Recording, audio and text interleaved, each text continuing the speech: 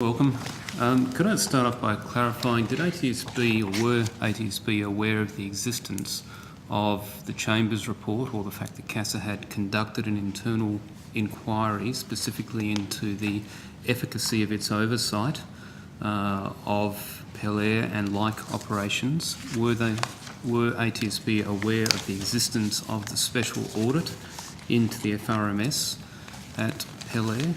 And until the lawyers of the captain raised it, were you aware of the special audit that was conducted into Pelair? Do you want to go through that, Mr Sangston? I had no knowledge until I heard the Senate this morning, Senator, of the Chamber's report. The second part of the question, the special audit report, we had an awareness of the special audit report. When did you have an awareness of that? Via the draft report, Senator, the safety action that was reported by the operator Pelair was in response to the special audit report. So we had that awareness, and it was actually included in the draft report, the safety action by Pelair. Mm-hmm. And I'm sorry, I've forgotten the third element of your question. The special audit, there were two special audits. The second one was on the FRMS at Pelair. No, I don't. Were you aware of that one? I don't have an awareness of that one, Senator. No. Okay.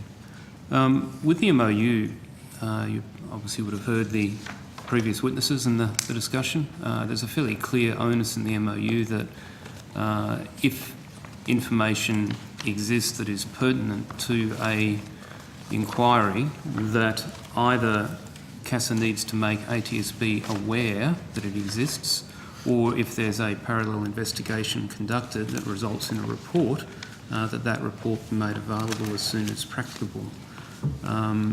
Is that your understanding of the MOU, that if indeed CASA had some information that was pertinent to a report that was underway at ATSB, that they would have provided that?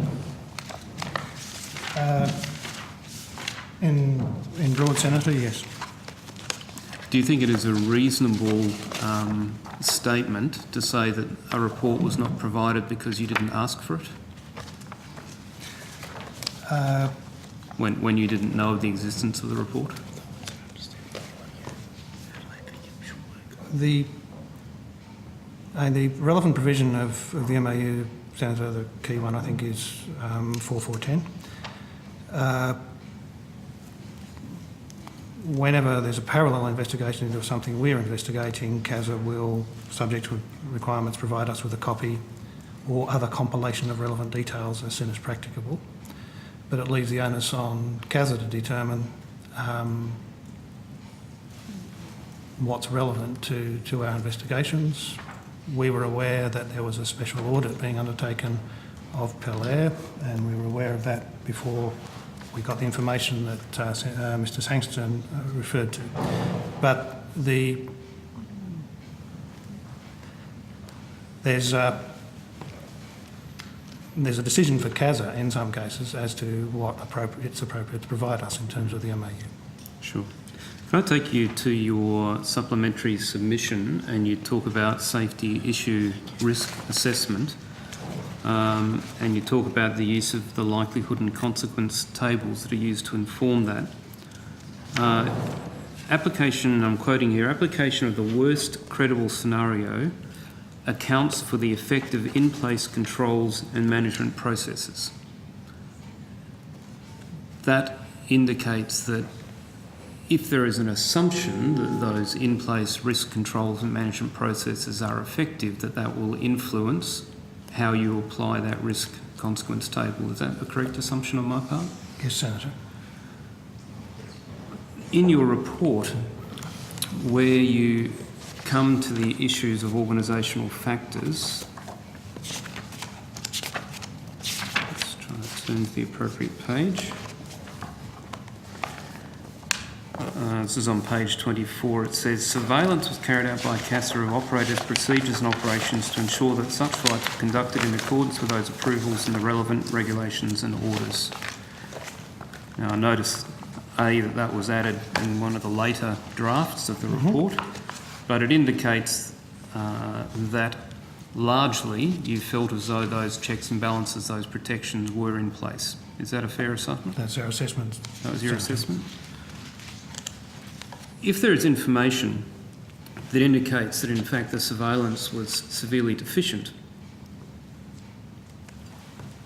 to the point where the safety outcomes desired were not being achieved and in the assessment of one of the senior managers could not be achieved, would that information be pertinent to that process where you look at those existing protections in your risk tables?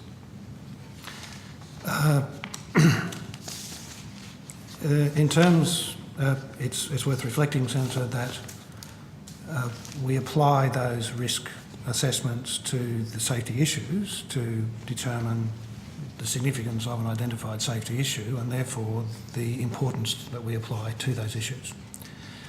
And so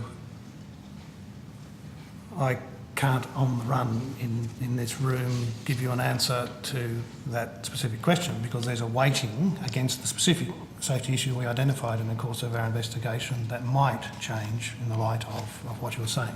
I'm sorry, there's not a methodology that I can apply on the run and give you a yes-no answer to your question. But I think I guess just confirmation of the fact that one of the considerations in terms of your process is the existence of existing controls. Yes, Senator. Yes. And so the report records those as though they were in place and effective. And that is on page 24. That's correct, Senator. Therefore, if they are not, if they're in place but they're not effective, that then becomes quite directly relevant information to your process of what factors you may consider in your report. That's possible, Senator, and as I say, I'm just, in terms of the range of information and factors that are weighed up in the course of this investigation and where we change our assessments from time to time based on new information reconsideration. I understand your wish to get a yes-no answer, and I respectfully would say I'm not in a position until I've been able to review And look, the various characteristics against.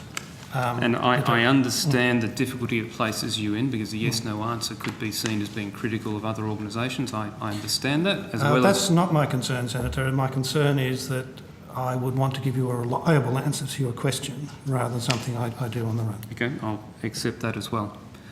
Have you had a chance to read the Chamber's report?